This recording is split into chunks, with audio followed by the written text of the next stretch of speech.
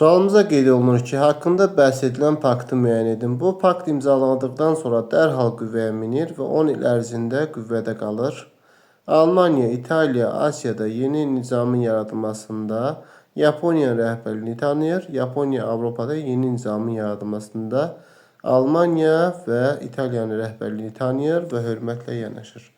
Təbii ki, bu 2-ci Dünya müharibəsi ərəfəsində olan bağlanan müqavilədir. Burada göründüyü kimi Almanya, İtaliya və Yaponiyanın iştirakı var.